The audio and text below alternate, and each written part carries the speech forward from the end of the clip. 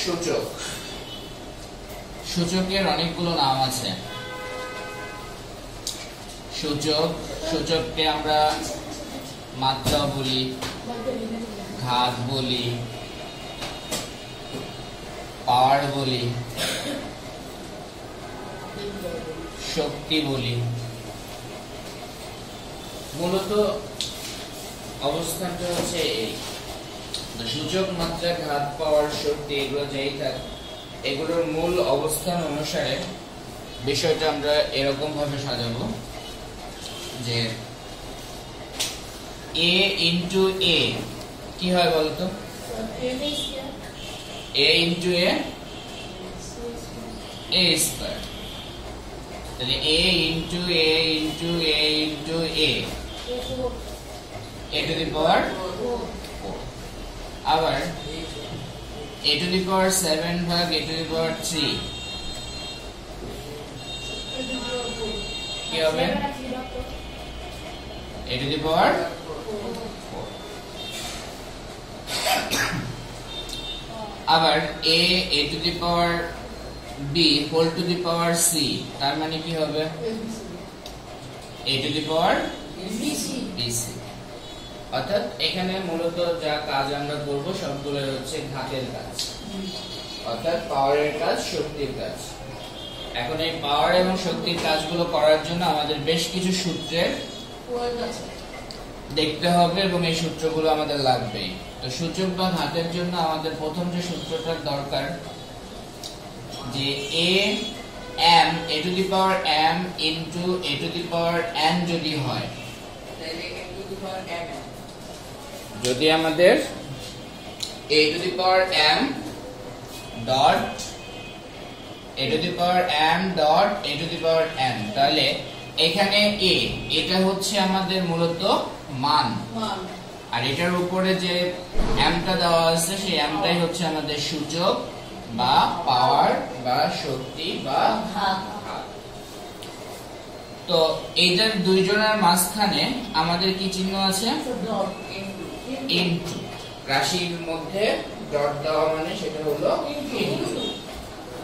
তো এই ইনটু যদি থাকে তাহলে দুইটা মান যদি পরস্পর সমান হয়, অর্থাৎ এখানেও a আছে এখানেও a আছে, দুইটা মান যদি পরস্পর সমান হয় তাহলে পাওয়ার গুলো যোগ হয়, তার মানে a to the power n plus n। তাহলে আমরা কি পেলাম?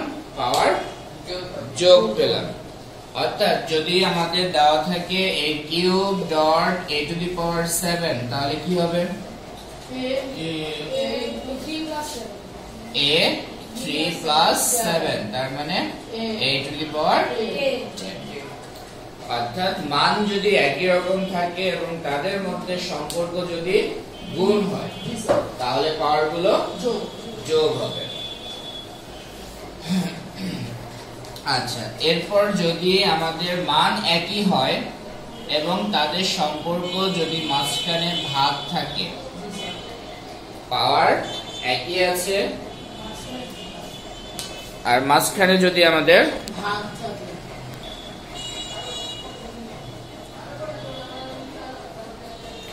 ভাগ থাকে তাহলে হবে কি? পাওয়ারের m মাইনাস n। অর্থাৎ যদি ধরো যে b টু দি পাওয়ার 7 ভাগ b টু দি পাওয়ার 3 আছে, তাহলে আমরা কি করব? b to the power 7 minus 3, তার মানে b টু দি পাওয়ার 4। তাহলে a to the power m dot a to the power n equal a to the power m plus n, a to the power m ভাগ a to the power n equal a to the power n minus n। এই দুটো হচ্ছে সূচকের basic সূত্র। এই সূত্রই আমাদের মূলত যতগুলো অঙ্ক আছে সবগুলোর মধ্যেই করতে হবে। এরপর একটা পাওয়ার আছে, তার উপরে আরো একটা পাওয়ার আছে, a to the power m একটা পাওয়ার, তার উপরে আবার হোল পাওয়ার হচ্ছে n, a to the power m whole power n। যদি এরকমটা থাকে তাহলে পাওয়ারের উপর পাওয়ার থাকলে আমরা মাঝে মাঝে বলতাম পাওয়ার পাওয়ার গুণ হয়, তার মানে a to the power mm। বিষয়টা এরকম, ধরো a কিউব আছে, তার উপরে আবার 4 আছে। তো আমরা নরমালি যেটা জানি যে a টু দি পাওয়ার 4 মানে হচ্ছে a into a into a into a, তাই না? তাহলে কিউব থাকলে আমরা কি লিখবো? তাহলে এটা যদি থাকে তাহলে আমরা লিখবো a cube a cube a cube. তাহলে কয়টা হয়েছে? 4টা। তাহলে 4টা থাকলে আমরা কি পাই? যেহেতু সবগুলোর মাঝখানে কি আছে? গুণ আছে, তাহলে পাওয়ার গুলো কি হবে? পাওয়ার গুলো গুণ হবে। তাহলে পাওয়ার গুলো হবে আমাদের যোগ। তাহলে যোগ করলে আমরা কি পাবো? 3 3 3 3, তার মানে কত? 12। আর 3 আর 4 কত হয়? 3 আর 4 করলে ব্যাপারটা কি বুঝতে পারছো? তাহলে পাওয়ার উপর পাওয়ার থাকলে গুণ হবে। আর কেন গুণ হবে? বিষয়টা হলো আমাদের এইটা, বুঝতে পারছো বিষয়টা? তাহলে পাওয়ার উপর পাওয়ার থাকলে পাওয়ার আমাদের গুণ হবে। যদি আমাদের পাওয়ার মানগুলো আমাদের ভিন্ন থাকে, ধরো আমাদের দেওয়া আছে a to the power m dot b to the power m, আমাদের পাওয়ার গুলো যদি ভিন্ন থাকে, তাহলে পাওয়ার যদি ভিন্ন থাকে, সরি মান যদি ভিন্ন থাকে কিন্তু পাওয়ার যদি একই থাকে,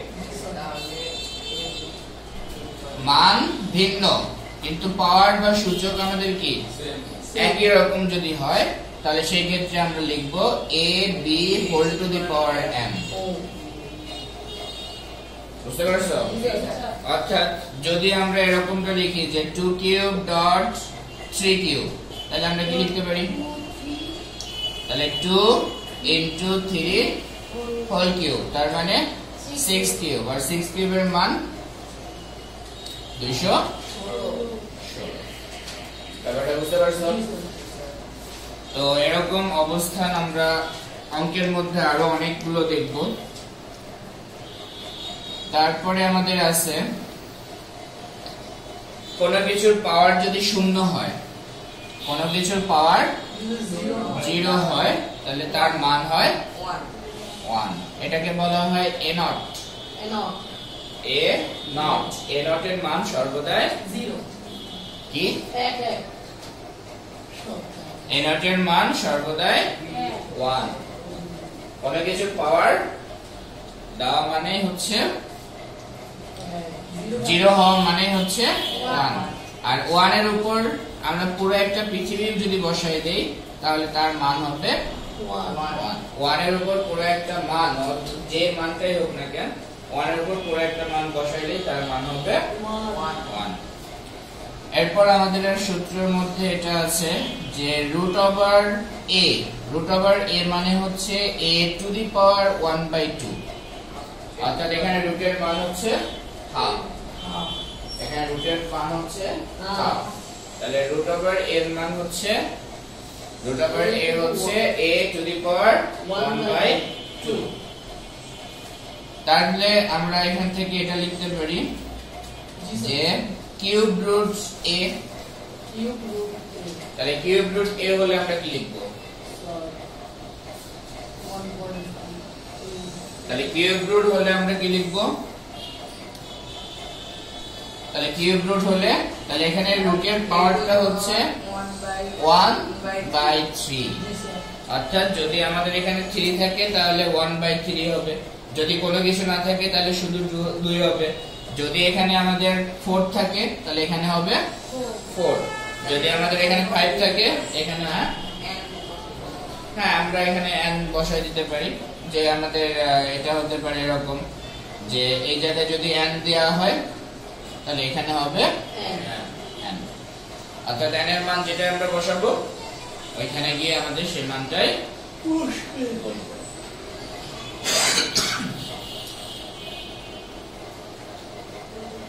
তারপরে আমাদের আরেকটা সূত্র আমরা এখানে দেখতে পারি, সেটা হচ্ছে a to the power inverse n। a inverse n, এটা আমরা ফিজিক্সে বেশ ভালোভাবে ব্যবহার করি। ms inverse 1 ms inverse s inverse 2। এটার মানে হচ্ছে 1 divided a to the power n, 1 divided a to the power n।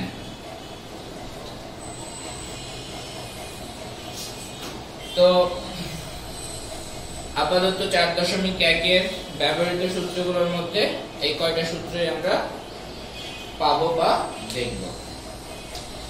তাহলে সূত্রগুলো আরেকবার বলি। তাহলে a to the power m dot a to the power n, অর্থাৎ মানগুলোর মাঝে যদি গুণ থাকে তাহলে মানগুলো একই রকম হলে পাওয়ারগুলো যোগ হবে। মান যদি একই রকম হয় এবং মাঝখানে যদি ভাগ থাকে তাহলে পাওয়ারগুলো বিয়োগ হবে। পাওয়ারের উপর যদি পাওয়ার থাকে তাহলে পাওয়ার গুণ হবে। বিষয়টা এরকমও হতে পারে যে a to the power m dot b to the power m, অর্থাৎ এখানে পাওয়ার সমান কিন্তু মান সমান না, পাওয়ার সমান মান সমান না।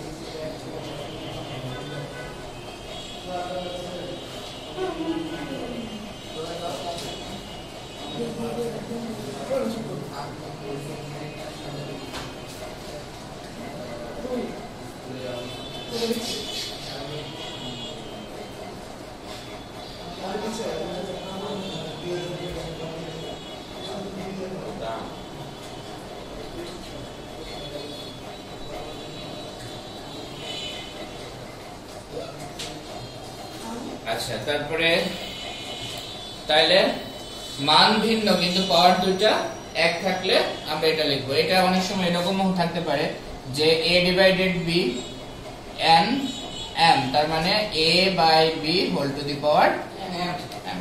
এটা এরকমও হতে পারে, অর্থাৎ গুণ থাক ভাগ থাক পাওয়ারের উপর পাওয়ার এভাবে আমরা ব্যবহার করব।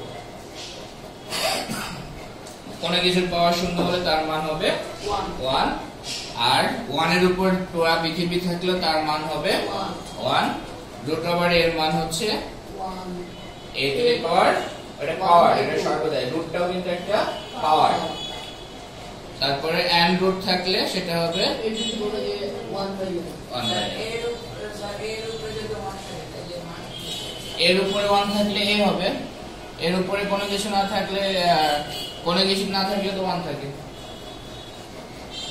এটা a টু দি পাওয়ার 1 তার মানে হচ্ছে a, এটা তো আর ইয়ে তো হবে না। আমরা তো জানি কোনো কিছু না থাকলে তার মান সর্বদাই, পাওয়ার সর্বদাই কি হয় 1 হয়। তো এই আমাদের মোটামুটি সূত্র। আরেকটা সূত্র আছে, সেই সূত্রটা আমরা সমীকরণের মধ্যে গিয়ে দেখব যে আমাদের উভয় পাশ যদি সমান থাকে, মান উভয় পাশের মান যদি সমান হয়, অর্থাৎ a to the power m equal a to the power n যদি হয় উভয় পাশে, এটা আমরা মনে গতকালকেও ইয়েতে হায়ারমিতে মনে দিয়েছিলাম যে উভয় পাশের পাওয়ার যদি সমান থাকে, পাওয়ার যদি ভিন্ন থাকে, মান যদি সমান হয় তাহলে পাওয়ার গুলো পরস্পর সমান ধরা হয়। ঠিক আছে, এটা গতকালকে হায়ারমিতে বলা হয়েছিল, অঙ্কের মধ্যেই পড়ছিলাম। তো চলো আমরা 4.1 এর 1 নম্বর অঙ্কটা একটু দেখি। আমাদের 1 নম্বর অঙ্কে বলা হয়েছে, দেখো 7 টু দি পাওয়ার 3 7 ইনভার্স 3।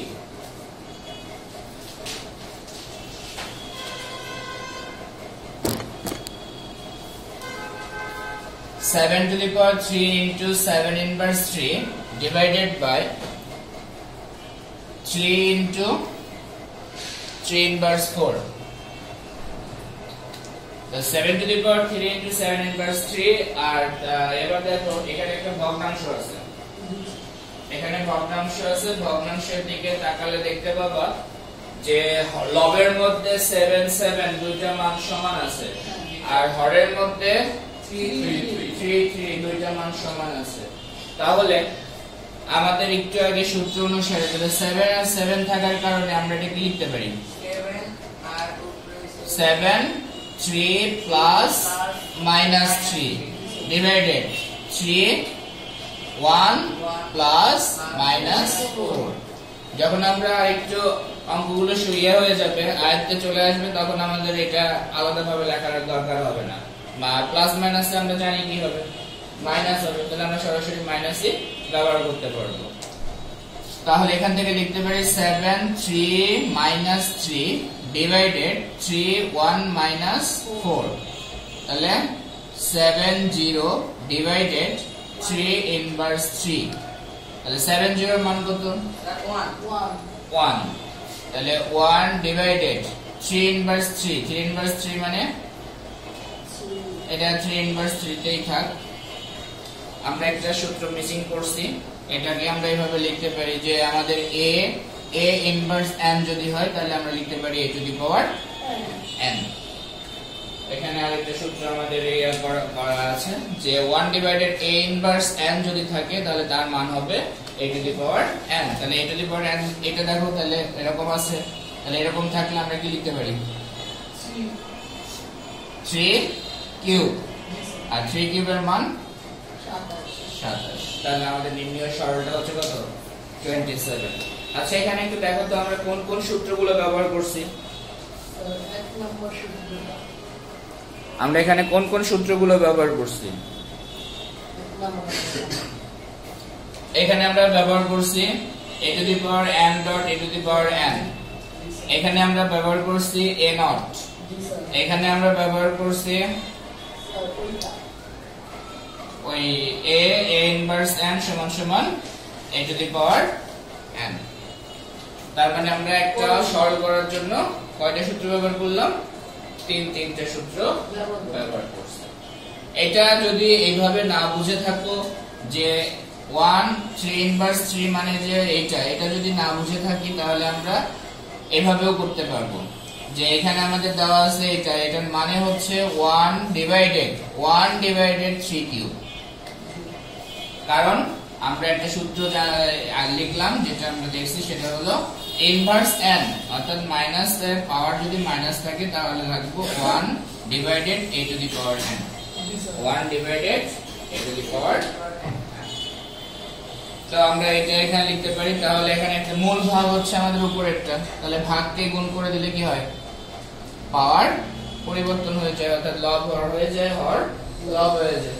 তাহলে 1 থেকে গেল 3 কিউবের মান হচ্ছে 27। আমরা এভাবেও করতে পারবো। তবে আমাদের যদি সূত্র আছে তাহলে সূত্র থাকলে তার আমাদের এতগুলো লাইন পড়ার দরকার।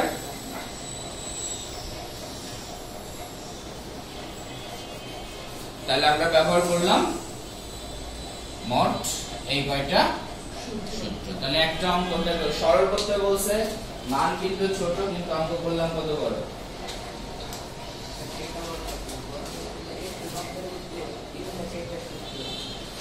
একটা ছোট অঙ্কের মধ্যে 3টা সূত্র, তার মানে এইভাবে আমাদের সূচকের মধ্যে এরকম সূত্রের প্রয়োগ একটা সূত্রের সাথে অন্য সবগুলো সূত্রই দরকার হয়।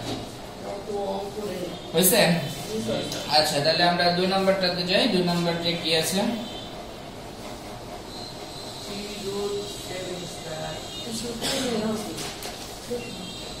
আমাদের 2 নম্বরে আছে a cube b inverse 1 divided a inverse 2 b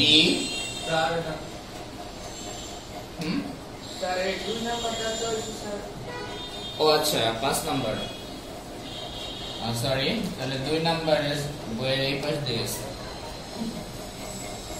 cube root 7 square into cube root 7 divided root over 7।